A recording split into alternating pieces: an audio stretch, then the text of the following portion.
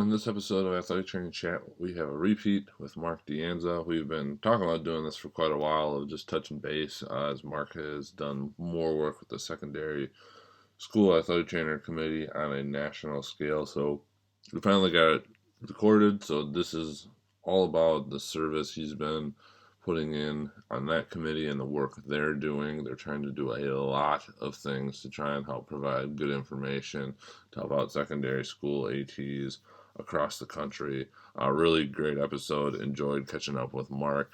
So looking forward to everyone checking that out. As always, we are powered by Mueller Sports Medicine. They are helping us out with our Throw a Lifeline program we have gone. If we can reach the $200 mark to outfit the materials in the kit, Mueller will be donating the kit to send to the people that have applied and been nominated. So thank you everybody for doing that. Again, you can continue to support just by listening, sharing, getting other people to listen. And if you have the ability to throw a few dollars our way to do it, 100% of what you give will go directly to funding this. Nothing's going to any other part of the podcast, but just to support this, to get people what they need to do, and a lot of them are around the secondary school setting that we've seen for the applications coming in. So directly applies to this episode. But without further ado, please enjoy this episode.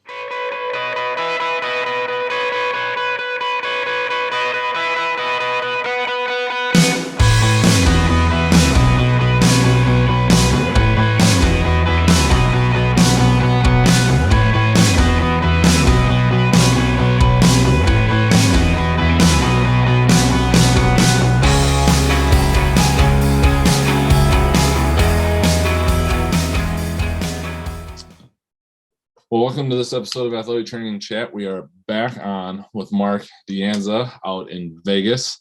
We were just talking off air about how pretty much, I don't know if it's to the day, but at least within a week or so, this is when we first connected. Last year, the pandemic was just about a month old, and everybody was looking for people to connect to. And we had a great conversation then just about not necessarily being as active in the clinical side of it anymore, but being really active in the service side of athletic training. And that was right before Mark started his service, I believe, on the National Secondary School Committees. And that is a lot of what we're going to talk about today, just about how year one of that's gone. They're doing some great work over the next couple of weeks with some secondary school information. Seeing a lot pop up about that. So I have Mark talk about that. And then ultimately just get back to talking about getting into the service side of AT when it comes to state associations and the National Association and so on. So without me continuing to ramble, just wanted to turn it over to Mark. And how are things been going with the secondary school committee work? Yeah, well, like you said, it's been about a year. And a year ago, I had actually just found out I was going to be the District 8 chair for the Secondary Schools Committee.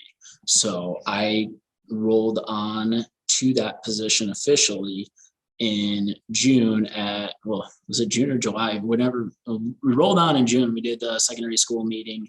Usually it's done at NATA. Sure. Transition to VNATA, which we didn't even know existed at this point last year. Right. We did our own meeting a little bit before the VNATA went off, and Chase Paulson was my predecessor from District 8. I sort of took the reins over from him, and leading into that time, I was sitting in on the monthly meetings. We usually do monthly meetings one of the third or fourth Wednesday of the month, every month, and just sort of catch up and talk about the things that we should be focusing on within our districts, and what we should be talking to any state representatives about, trying to push some things to help bring some light to the secondary school athletic trainers. So I rolled onto that committee in June of last year, and I think I have 3 years left. Something, I don't know. They'll tell me when I'm done. I'm sure they'll tell me when they're kicking me off of that one. And we've been rolling out some cool stuff. We're just starting the secondary school sessions. This is the first It's the inaugural event that we're holding, where it is a CEU event that is specifically geared towards the secondary school athletic trainer. And all of the topics that we are talking about in that will be every presenter that we spoke with, we're like, hey, everything needs to always tie back to the secondary school AT, like, because a lot of times you go to the big conventions and there's stuff about college and stuff about performing arts, and we're like, we need one group of things that's specifically for secondary school. So for 4 straight Wednesdays, there's going to be a lecture in the morning on Wednesday mornings. And I think the coolest part about this series that we're doing is we're actually doing a follow-up on Thursday that's going to be a live one. The lectures on Wednesday are all recorded by the presenters, and the presenters are there in the chat to answer questions. So if people want to come in, throw a question in the chat while they're watching it on Wednesday, fantastic. The presenters should be there and should be answering. Someone should be there answering. The cool thing will be on the Thursday, the presenters and some other subject matter experts will be there, and we can have a live Q&A, or basically like a town hall discussion where, hey, you just saw this material yesterday for the first time. Digest it for 24 to 36 hours, because we do the presentations at 9 a.m. Central Time, 9 a.m. Central Time in the morning, and then the Thursday is at 7 o'clock Central Time in the evening. Sure. So you get about 36 hours to sort of digest it and then come back and talk about it again, which is something I always like doing with people after I went to a conference anyway. It was like, hey, after we get back from the conference, let's talk about some of the sessions we sat down in, and what were your takeaways, what were my takeaways, and what questions do we still have about the topic. I think that's a great way to sort of just debrief and figure out some things that we've been learning throughout the time, because I mean, ideally we're learning at the conferences. Right. I think it's going to be a helpful benefit. So I'm really looking forward to seeing how that all sort of plays out. And that was kind of one of our big things that we've been organizing this for about 6-7 months now. We've been sort of putting this together. So that starts Wednesday, April 21st, and it goes 4 straight Wednesdays after that. So 8 or 9 CEUs, I think, were available to people that signed up for that. And yeah, the lectures will be on demand. We're not recording the live sessions, so it's kind of like a safe place to ask questions, and no one's going to get put on blast and like, oh, someone asked a weird question, they didn't use terminology appropriately. That's going to be recorded and out there forever. No, we're not doing that. Just the lectures that the presenters did are recorded, and you can access those. I believe through June, you can access those. So even if you didn't sign up for right away, you can always sign up now and get access to that material. There are 4 basic themes. The first set of topics, I got the list here so I don't mess this up. We actually partnered up with the LGBTQ plus advisory committee from the NATA, and they did one on equitable care of the LGBTQIA plus patient, and the development of transgender participation policies, which that is something that changes by the day. Absolutely. Yeah, I mean, there was some votes this past week that affected how that stuff works, and so they talked about those things. That was in the first session. The next one has to do with mental health, reducing barriers in mental health for adolescent athletes, and practical application of wellness screening for them. The week after that is going to be COVID discussion, which COVID, that is life now. And the last one is about, the last set of discussions is about diversity, equity, inclusion. So talking about microaggressions, talking about specific populations that we don't always look at. One of them in particular, considerations for Muslim, Native American, and Hispanic patients. So yeah, it should be pretty interesting. And you don't just have to be a secondary school AT to come in and learn, but the talks will always gear back towards that overarching theme right there. So, sure. No, that sounds awesome. And I totally agree with you on, getting it to come back and give those practical steps. And I really like your concept of that kind of like reflect, let it sit, think on it, and then reflect. Cause then I feel like that's when you're probably going to get more of the action steps out of it, and not just taking a bunch of notes that gets filed into a drawer and you find it later and be like, man, I should have done something about this. We've all got that drawer in this field. Yeah. Oh man. You've been to a convention, man. Yeah. Well, now it's a drawer in the drive that I have. That has all my notes from stuff in the drives. I'm just sitting there plucking away in the keyboard as I'm in the room. But yeah, no, we've all got that. And it's like, oh, I wish I could revisit this. Like when it's still it's digested, but it's still a little fresh, and just try to get better at what we do. I mean, that's our goal every day, right? Try to get better. Absolutely. So one kind of question, and we were talking about this off air a little bit, is, kind of geared towards the AT, government and service and people getting involved, and, change happens slowly, unfortunately, around a lot of topics. And so being on the secondary school AT, committee, obviously doing a lot of work with it. I've seen things about, people tagging NATA and things about getting more athletic trainers in high schools and, trying to do that. Where do you see, from your work being right there and involved, the first off, the kind of the NATA, but like, and specifically the secondary school committee, like, what is the role in that? Like, it's not like the NATA can come down on school districts and be like, you have to put an AT in there, because what's that going to do? They can obviously suggest, but you're in the thick of it. So how do you see that balance between what the role and purposes of your work on these committees?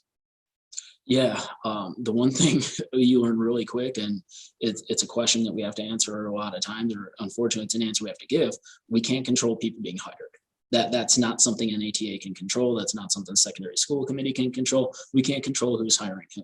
What we can control is our advocacy and our push and our drive to give out information to people. So we try to put out documents regularly. Sometimes the NATA website, I'll be honest, sometimes it's tough for me to find stuff, but if you go in there and you go to the professional interests and find your particular field, they all have resources that are available. And the resources are there, we got to be willing to use them. And that's one of the things I'm trying to get better at, is showing people where these resources are and how they can potentially use them, and how they can bring them to the stakeholders. And realistically, understanding who your stakeholders are. The stakeholders at secondary school are going to be very different than the stakeholders at a university. So you have to figure that thing out. One thing I'm learning, I need to get better with my school board.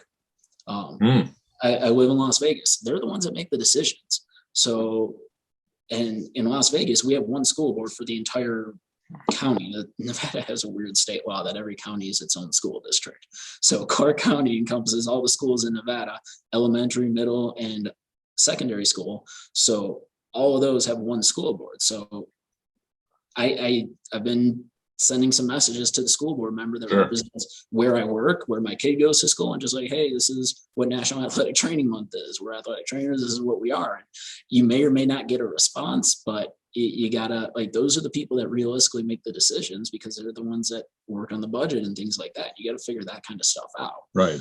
So understanding that NATA doesn't dictate who can have jobs or who needs jobs. Like, yeah, we'd say that, yes, we'd love at least one AT at every secondary school, but realistically, that's not enough. That's not enough to provide true care. Oh, absolutely. To our patients. I mean, and that goes with everything. Even some of the smaller universities, like having 2 ATs for 16 sports isn't enough. Right. Having 3 probably isn't enough for 16. You really, like, if you truly want to do care and do everything that we're actually trained to do, you need a full staff. But I mean, we got to start somewhere, and we got to sort of work our way into that. So that's one of the big things I'm learning, is that we have to learn how to get these resources that we're providing out to people and teach them how to use them. We got to teach the ATs how to use them so that they can take them on their own time and work with their stakeholders and try to improve their situation. Yeah, I'm like a month, not even a month into being Southwest or representative from one of the regions within our state association. Cool. And already, from what I've heard, and trying to come up with creative ways to connect with at least like the region. And I got to do a good job. I just got to sit down, and I know the frustration is going to come where, you feel like you want to do more, and you're laying out all these things, and yet somehow it's not going to quite click with as many people as you would hope that it might. Yeah. And you just got to keep on. You got to keep on keeping on. You just got to keep doing it. One thing I've learned in particular from this pandemic is it's too easy to communicate with people to not do it.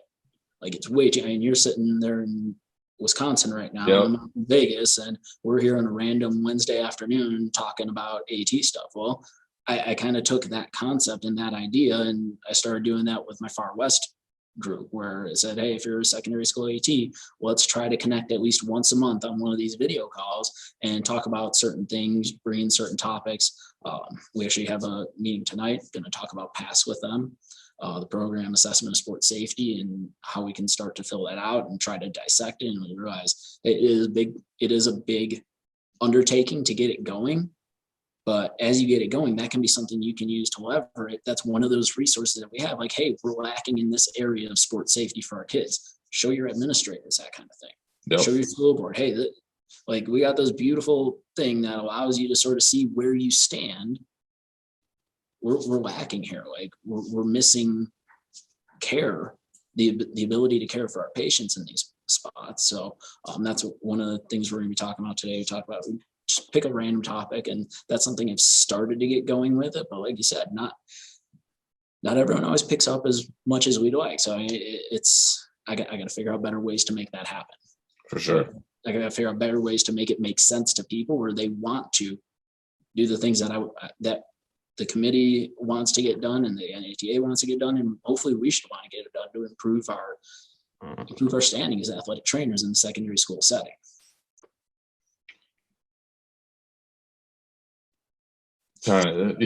No, your point to that, and it just, again, it goes back to your connection, your work on this administrative side of it. And, all of this is, as far as I'm aware, I haven't heard of anybody that gets paid to necessarily do this unless you get to certain levels of thing. And I'm not even sure that at the highest levels, people are collecting any kind of stipend for it. But how have you seen to try and get more people interested and involved? We were talking again off airs.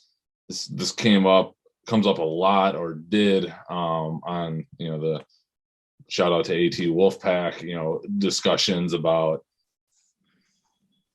wanting to create change and wanting things to happen, and how do you get that done, and can it be done outside of working on any of this administrative stuff? And again, you've been doing more of it. I'm just venturing into it because I finally decided, for me, I was at a point where it made sense that if I want to have a larger positive impact, I got to go outside of just my staff and, or the staff I worked with, to try and get that to happen. And, obviously other channels with this, but, what have you learned, and what would you share about that, kind of a reiteration from what we talked about a year ago? Yeah, well, I mean, it obviously starts with wanting something better. You got to say, hey, you know what? I see that you, and maybe you think it stinks, but you just want it to get better. You want the situation to improve a little bit. And it's like, hey, if you want to put your hands in it, someone will let you get your hands dirty. There's going to be someone there, whether it starts with state stuff or district stuff. Usually you got to do state district stuff before you get working on national stuff. But I mean, that's just because a lot of the national reps are recommended by the districts. Sure. So you could start state, you could start district. I always tell the students especially, and it starts there as a student, like get involved as a student. The more involved you are, the more connections you can specifically make. I mean, it's better, and you can do more things as you move further in the profession. I always tell them, get involved in something. I mean, there's certain committees that certain committees are more active than others. I'll say the secondary school committee is a pretty active committee. That's one, like, thinking about all the things I've done. I've served as Nevada state president. I was a president-elect before the state president. And then I serve on the scholarships committee and the secondary school committee now. So those are the two that I'm on now. Scholarship committee, we're busy for a month. Sure.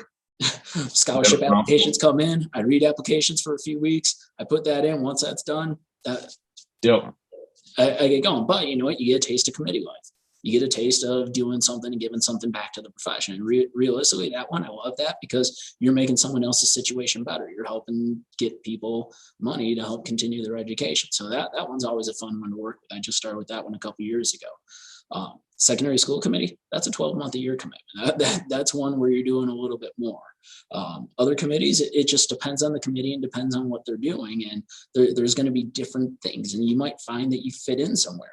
If you're good with social media, I'll take you on my committee right now. I need to get better with social media for my district. That's something that's been one of my goals since I got on last year. And I've had other projects where I just haven't been able to get to having the Far West social media up to where I want and where I need it. And realistically, it's non-existent right now. So Sure. Any Far West people listening right now, I don't care if you're a secondary school AT or not. If you're good with social media, I want you and I need you, because that's a need that I have. But I mean, if you're good with social media, there's our district has a PR committee. Yep. I can use you in the secondary school, like handling this. Most committees have some kind of social media handle or something where they can put out information. I mean, that's something you can do if that's a strength of yours. And you just got to figure out what you're interested in. I tell the young people all the time, get on the not the honors and awards, the history and archives committee. History and archives is all about talking to the best people in your district, the best people in your state. You're talking about the people that have been there, done that. So you're going to automatically make connections with these people if you're interviewing them or asking them things. That's our Far West one's pretty active. They're kind of like creating basically like not a museum, but they're putting all these different things together, interviewing the Hall of Famers from our district. And you go in there and you start doing that. You start learning a little bit of history and understanding what went on before you got there. And it gives you a little bit more of an appreciation. We have the Research and Grants Committee. That's mostly PhD people that are doing that kind of thing, but that's where they fit. That's where they find themselves fitting in. The Young Professionals Committee, which is changing its name to something else. Career CECAT. I got to look up the name of that one. They're changing the name as we speak right now, I believe, or they just changed it. But I mean, there's COPA for people that don't work in the traditional setting for Committee on Practice Advancement, which they just had their COPA con a month ago, which I heard that one went really well. Another good standalone CEU thing just for those ATs. So there's stuff out there. You just got to figure out what you think you like and just, I'll do it. I'll do it. Contact them. If you can't get a hold of a committee chair, email your state president directly, email your district director directly. Sure. I mean, that's realistically, if you want stuff to happen with anything, or you want to know something, contact them. They're there to talk to you. When I was president, I'd always have the same couple of people would email me and talk to me about random things going on in the state. And it's like, I don't mind talking to you. Yeah, you want to ask me what's going on? I'll tell you what's going on. Our director says, if you got an issue or you want to know something, contact them directly and get some response. And because that holds them accountable too. Like, hey, there's people watching what we're doing here, and there's people that are paying attention to things. So show that you're paying attention and just be active. If you just sit there, it's going to go, and you might not be happy about the direction it's going. You just raise your hand and say, I'll do it. I'll do it. I'm in. Yeah, I think that's a really good point. And I'm sure, a lot of people do reach out to the state and district levels to have those conversations. But I also have to imagine there's quite a few that don't. And I know that's, from what I've gathered, frustration within our own state. And I've seen it with people at the higher, the national one is, what are you doing? Like, well, have you asked? Like, yes, it's very important for these committees to share and be transparent, but if you really want to know, like, it's okay to go ask, and, you should hopefully try and understand before you just start flinging things. And that's fully my approach on this first one. I've only sat in on one board of directors meeting, and I think we got another one coming up in several weeks, but to just sit and kind of get the lay of the land and not try and jump head in, because I don't know what they've been doing. And, that's on me, but I should, at least understand before I'm going to come in guns a-blazing trying to. Which committee did you join up with? So I'm on two. Actually, I'm on a committee, and then I'm actually on our board of directors now. Oh, cool. So I joined a leadership committee, having not the slightest clue of what it actually was, other than what I perceived it to be. It wasn't that, but they're very open to changing it. So we're gonna work Awesome. on some different things with that and trying to develop some mentor mentee things within the state, and then ultimately a few other things. But then our South, I believe Wisconsin's broken up into 4 regions for the board, and I threw my name in and ran against, myself to become the Southwest representative. So That's how I became president. I mean, that puts me on the board, but I mean, it's going to be really interesting. We've got a big practice act thing going here soon, where we're actually going to try and get the physician oversight removed, which would be big for just anybody. The opportunities that could open up for anybody that's an entrepreneur. Wow, it could be big time. So now I get to have a front row seat to that, and that's ultimately what I was looking for, because I want to be a part of those positive changes and see what I can do, if there's anything I can bring to the table to help get those things done. So yeah, it'll be really interesting. And now here's the thing: if someone has a problem with what you're doing, they need to email you, because once they email you, they create a written receipt. Then they can hold you Yes. accountable for, hey, I contacted this person.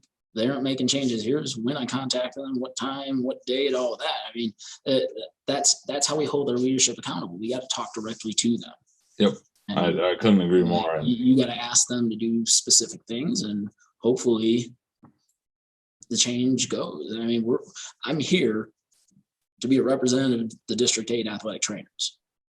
Yep. So I want to do my best to make sure I'm representing all of them. And if they have an issue with something the secondary school committee is doing, they need to bring it to me. And my job in my position is to bring it to the national board, or to our, if it's a district issue, bring it to our district managing board and say, hey, this is a problem we're seeing in this district. How can we try to fix this? What can we do to make this better for our population? Because the people I'm representing are telling me that this isn't working well for them. So, and that's hopefully, in an ideal world, that's how it works. And it goes sort of back and forth. It's a two-way street between the members and the people that are serving on those committees. so what have you done? This is somewhat asking selfishly, but also just for everybody else to hear, to connect with all of those people you are representing. Like, have you specifically reached out or tried to create more engagement? Because I know that's another one that has been talked about just within ours, is that the engagement doesn't always come back. And I will be the first one to admit that, voting numbers are usually not awesome across a lot of areas, and that can be for anything, because you're never going to get 100% of the vote. It just won't work. But that was for me. Again, if I want to have a say or my opinion in things, I probably got to actually engage back. But what have you done to reach out to those that you're representing to try and create that and let them know that you do want that feedback and that input, because that makes ultimately what you do probably easier, because now you're not just taking your best guess at what represents the overall group. Yeah. So like I said, the biggest thing, the thing I started, and it started this a few months ago, we started doing the monthly meetings with the FWATA membership, where we come in and we, like I said, we'll talk about a specific topic, and then a lot of times we'll have a little social time afterwards and talk about what's going on. Try to make myself available through that. I've created a mailing list, which I haven't gotten as many people on my list as I want, but that's through our Far West newsletters. We put out newsletters every few months, and I always try to put some kind of little blurb in, like, hey, this is what we're doing. This is where we're at. Please contact me if you want to be on the mailing list and you're not there already. Contact me so I can get you in, so we can talk a little bit more directly. And that's where I put out that shameless plug that my next goal, as we're moving into the second year of me working on this, is getting onto social media and being a lot more active with that. That's where district, because that's how people are communicating. That's just it's a quick, fast way to get the information out there. Instead of waiting a month and a half for the next newsletter, I can put out 280 characters or whatever and get some information out to the membership really quickly. So I think that'll be powerful. I need someone else to do that, because I'll be honest, I do social media. I'm not always the best. I'm not the best wordsmith, if you haven't noticed by now. Sometimes I stumble over words here and there. instead of spelling the THE, I spell it TEH, and I'm just rolling. I took autocorrect off the phone because it kept converting certain words I didn't want it to convert. Sure. So now I get some of those spelling mistakes. Like I have to constantly tell myself, hey, look over it before you hit send again, like just one more time. Sometimes I do, sometimes I don't. So that's where I'm like, hey, I recognize that as a weakness of mine, and I need someone that's way better than me and someone that can be way more active, because I mean, we all have lives, we all have stuff we're doing. And if I get someone just to be social media czar for the secondary school committee, that would be amazing. I think that would be a good way to connect a little quicker and faster. That's sort of where we're at so far. And after that, then I got to figure out our next task. I have to talk to the membership and see what they want from me. Yep. See what more they want. Do they want more? Maybe they don't want to see me as much as they're seeing me. Maybe they don't want to hear from me as much as they're hearing from me. I mean, that's a possibility too. And if that's the case, trying to serve them the way they want to be served, like that. Absolutely. That's where we're rolling with it. So I think that leads to a lot of good ideas and things that I gotta work on here in the near future to get going myself. So appreciate the insight. It's too easy to communicate. And with the secondary school, one thing I always hear from secondary school ATs is they feel like they're on an island a lot of times, because most places are one AT. If there's an AT call, it's just one as opposed to multiple. So if we can work on coming together more often and getting in groups of secondary school people, I think that takes you off of that island a little bit and allows you to understand that there's other people out there that are doing the things that you're doing. And that's something I learned when I was state president for Nevada. And the first time I went to the State Association Advisory Committee, SAAC, from NATA, I went to that meeting. And it's like, I talked to California. California is tough to talk to in Nevada because California has 3,000 something athletic trainers. Nevada has 200. Hawaii is about the same size as us, but Hawaii is a whole different ballgame too, because they have different systems set up in that state. When I went to that SAAC meeting the first time 6-7 years ago or so, I met other states that were kind of in a similar position as Nevada. And it's like, holy crap, I'm not alone out here. I felt like I was taken off the island and started connecting. And that's something where I wish I need to maintain those connections a little bit better. I'm not president of Nevada anymore, so I don't need to as much, but there are other states that are in that same position. So as you get into with Wisconsin, move up further in leadership, there's that session at NATA is probably one of my favorite ones I've ever gone to. Yeah. Is a state leadership forum. That's a good one when you get that invite to start doing those, because you start meeting other people and just bouncing ideas off each other. You hear stuff. There's a couple. There's like usually 4 or 5 presentations throughout the day. There's social time where you can talk amongst each other and talk about different things that you guys are doing in the state. And it's a good way to get off the island. The communication is super duper important to being social and working with people. Yeah, absolutely. Yeah, and to your point earlier, of all the bad that has come out of COVID, the communication and I feel like it's almost eliminated the excuse of, oh, well, I mean, we just, I'm not going to be able to travel, or I'm not going to see you. Like, you've run a virtual convention. It can get done, and we'll probably only continue to refine. And I don't think that in-person things are going to go away, but I could see a lot of them potentially switching because it's just more cost effective, like you guys are doing, the on-demand option, for people to be able to catch up on the stuff, even if they weren't there right in the moment, working around jobs and different things. It'll be interesting, but yeah, I'm with you that the communication bit is gonna. I think that was the best part about VNATA, was being able to revisit things, even if you watched them once and you want to revisit them again, or if there was 2 things on at the same time you wanted to see, it's recorded somewhere. I mean, that's going to change the way conventions are done from here on out. I mean, I don't think there's ever not going to be that component. I hope not, because that's a good component. Yes. I hope conventions live, they'll come back. And I need some social time. I need absolutely need the face-to-face. That's. I've got a long list of people I want to have a beer and napkin meeting with. that we've connected with over this last year. But what we got? Philadelphia, Philly won't run dry, but I mean, there's going to be a lot of conversation with ours in Philly. I'm looking forward to that one.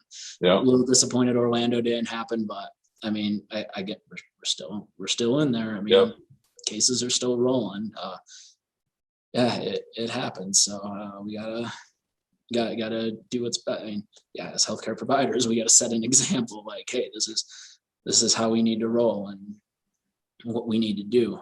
I had a thought and I just went blank on it. I don't know. You got me thinking about beer. Now mine's My getting bad. My bad. It's all right. Just getting thirsty here.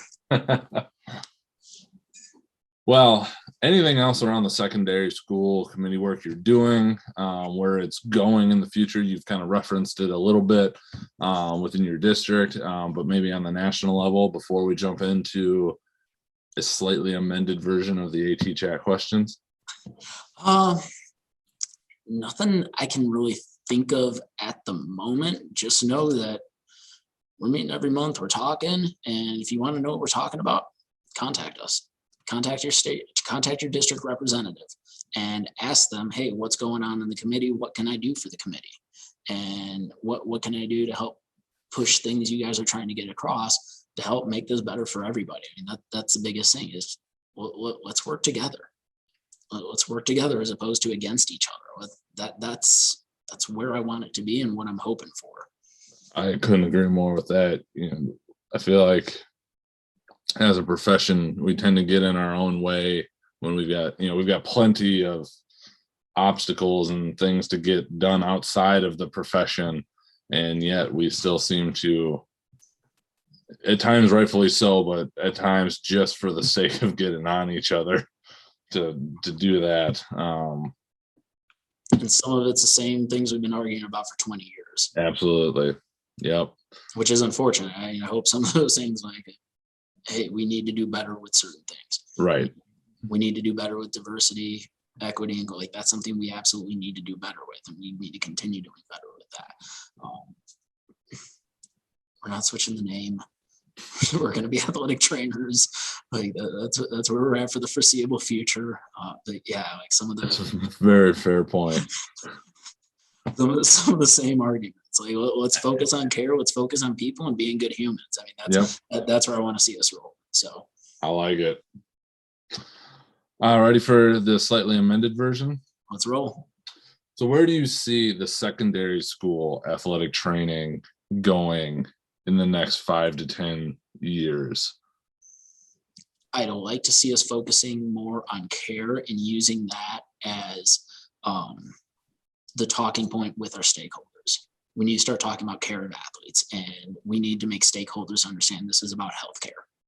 And it should not be a luxury for patients. It should be the expectation. And if that means we need to get at least one AT in a school, fantastic. That's not care yet.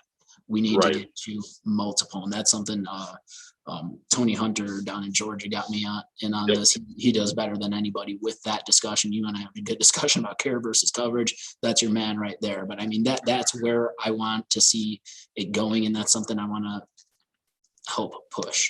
Absolutely. I'll always give him credit for that one because he opened my eyes to that whole he opened my eyes to that idea, and that's something I'm like, yeah, that needs to be in our forefront, and that's where I want to see us going in the next 5 years. Yeah, I feel like that's a push, especially in any athletic setting. That's one that I've dealt with, and more so even this spring, and it's everywhere. And we have more than one AT. We have more than two. The staff we had was okay, in terms of numbers, but not to the expectations that were put on us, and trying to understand that coverage is not really the maximization. Shouldn't be acceptable. And we need to talk to we can do that much more. Yeah. So if you could go back before you got involved in all your AT committees and the different governance, and give yourself some advice, what would it be? Talk less. Ooh. Care to elaborate, or is that Just wait and that made process. the point? I just want to give you the Yeah, opportunity. process things a little bit more before you decide to say something. Think about the words you say a little bit more. Words matter. So just, and I guess that's just me as a human. Like, just be more conscientious of the words that are coming out of your mouth or through your thumbs. Well said. What has been the most influential resource that you've come across in working in the secondary school committee specifically? Oh wow, the most influential resource. Whew. I would. There's. I've been reading a lot more books lately, and reading a lot more books about a lot of different topics, about the diversity stuff, trying to educate myself a little bit more on that, about leadership stuff, trying to figure out more of that. So and all the books I've been reading the past year, I would say those have changed the way I'm thinking about things and are changing the way I'm trying to act as a person and as a professional and in everything I'm trying to do and the person I want to become and the person I want out there. So just a lot of books, reading a lot more books on diversity now. I'm trying to be better with that. That's something, and I'm not perfect, but I'm trying to get a better grasp and understanding of the challenges of some groups. I'm trying to help with removing some of those challenges, and we want to push some of that stuff forward. I want to just worrying about more equity and fairness. Like that's something I just sort of took for granted for a long time, and I'm trying to open my eyes about that kind of stuff. So any of the things I've been reading recently, there's a whole list of those books everywhere. Pick one and start somewhere, and just start opening your mind a little bit and understanding that there are different ways to do things and the ways you've always known, and be willing to change. And that's sort of all of those resources. I have to go through my Audible library right now. I was gonna say, you got any specific recommendations? I know you threw one out to me, and I'm blanking on the name of it a while ago. It was right after I had finished How to Be Anti-Racist. How to Be Anti-Racist is a great one. That was a good one. Just finished Can't Be Neutral in the Moving Train. Medical Apartheid, that should be like mandatory reading, because I knew some of those stories, but I did not know all of those stories and understand the extent to which that stuff was going on with different things. So you want to talk about race, extreme ownership for the leadership stuff. That one was eye-opening too, and just sort of thinking about how you interact with people. I mean, I take that to how I interact with my students now. Like, am I allowing them to be independent? Am I allowing them to do things? And if they're not learning, it's probably my fault. So, and just all of those kinds of things, just I'm trying to take in as many resources as I can, and I'm probably not doing enough as we speak, but like I'm a work in progress, like all of us. So trying to get better and trying to understand other people's perspectives a little bit better, and trying to be more sensitive to other perspectives. Absolutely. If you could go and change or eliminate one thing, could be, we'll just say a common practice or maybe a mindset in the secondary school, specifically athletic training setting, what would that be? There's only one way to do things. People always think their way is the right way. It may be in the one specific scenario, but in another scenario it may not be. So I mean, as we sort of know this, people always say you're wrong, you're wrong, you're wrong. There might be a time when certain things need to happen a certain way. So be flexible, be willing to think about every situation individually and what is the best care in that specific scenario for that specific patient. Like just be open and willing. And again, bring out the care mindset. It should always go back to the care of the athlete. That always needs to be our number one, right, before anything else. And that's something I'm working on. So yeah, I've adopted personally a lot more the concept of it depends, because it always does. It's all situational. I'm going to plug him Dr. Matt Coots, who we interviewed a couple episodes ago with his contextual intelligence. I'm about a third of the way through that book, and it seems like such a simple concept, but it just doesn't seem to be a plenty, in that each thing is going to be different and you can't apply. There's some basic principles, sure, that might be able to go across for people to build off of, but it's just not the same, and you can't compare everything to everything all the time, unfortunately. So well said. Yeah, it does depend. It always depends. Yep. I stole that from Stu McGill, or borrowed it from Stu McGill, the back researcher and everything, and you'd always preface it with, "This is going to drive you nuts," because people try and ask a very generic question, which I understood what they were asking, but he couldn't answer it that way because it is so individualized and whatnot. So, yes. Lastly, what does being an athletic trainer serving the secondary school group mean to you? With that, well, I mean, talking about serving the other athletic trainers in the district, I would say it means I have to try to model and be a good example for what I want to see in them. And I have to sort of uphold that and hold me accountable. If I'm doing something that's not good, call me and tell me. Shoot me an email. It's a written record of it. But let me know. And I'm trying to represent all the patients and all the ATs in a positive way, trying to make sure I'm putting care before everything else, and trying to make sure we're doing things the right way. So that's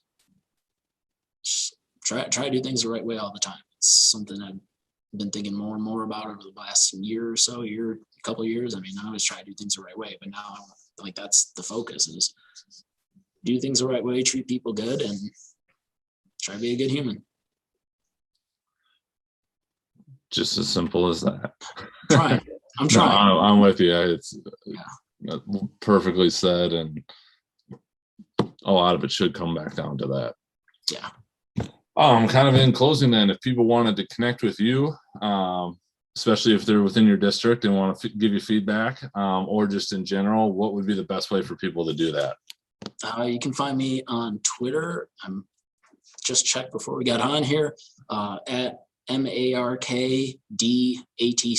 No spaces, no nothing, Mark DATC. If you want to email me, feel free to email me, mark.j.danza@gmail.com.